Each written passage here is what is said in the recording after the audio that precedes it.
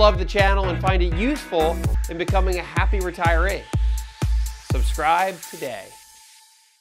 And so what happened to the market this week? So Fed raises interest rates again. Second time in 2017, March 15th was the first time now this past week here in June.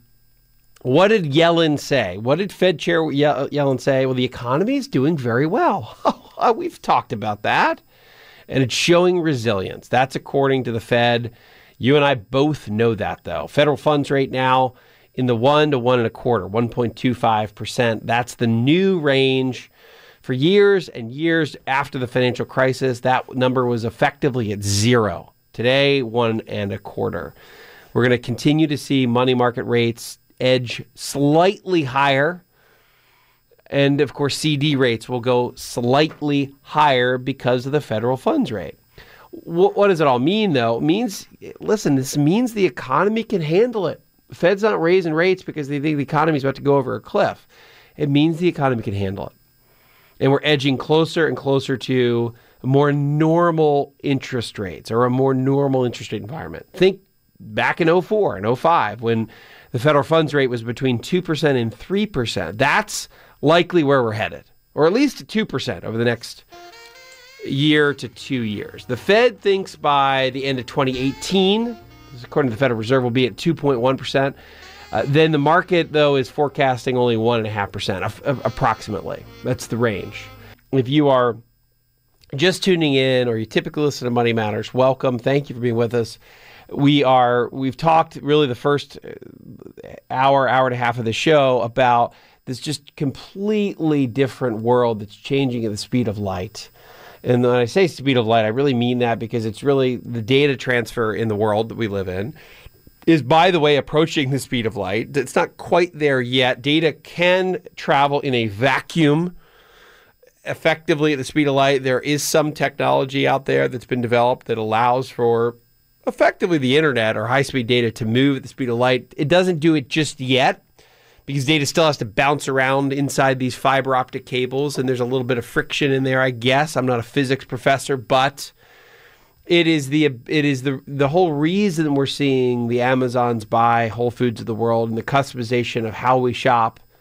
It has to do with the evolution of the internet. If you go to rural America, and I use the example, and this is a cover story in the Wall Street Journal this week, that there's a whole segment of the population, close to 30 million folks in America, mostly rural, that don't have high-speed internet. Well, this whole Amazon Whole Foods thing isn't hitting them because you can't really even use a smartphone or your PC if you're using dial-up to really get anything done. But where we live, where you and I are listening, where you're listening from today, we absolutely can because we have access to incredibly fast data. And that is shaping the industries and reshaping the industries that we have known to so well for so many years. And that's exactly what's happening in the world of grocery, the $630 billion grocery industry. But I want to talk about, we've talked about the Federal Reserve, and we've talked about how rates are headed higher. And we've got to also take a look at what's happened in the world here. Even though the Fed raised rates this week, 10-year Treasury bonds still only at 2.16%. So we're still only at 2.16%. We're not anywhere close to these high interest rates that the world thought we were going to have. Remember, it was not that long ago that 68 out of 68 economists predicted the rates would be higher. I want to say that was 2014, and rates actually ended the year lower. So there's just an awful lot that is swirling around the world, and it makes for a very confusing investment environment. And that's what we're here to help. Last week, again, markets up on the Dow Jones for the week, up about 0.5%. S&P 500 virtually flat, and the NASDAQ down 1%. So this is one of the first weeks we've seen in a long time where you get a very different reaction within markets depending on S&P 500, NASDAQ, and Dow. We've typically seen for the last many years the Dow and the S&P almost go in lockstep with each other. And effectively, the NASDAQ follows the same pattern. This is the first couple of weeks we've seen where there's a little bit of divergence.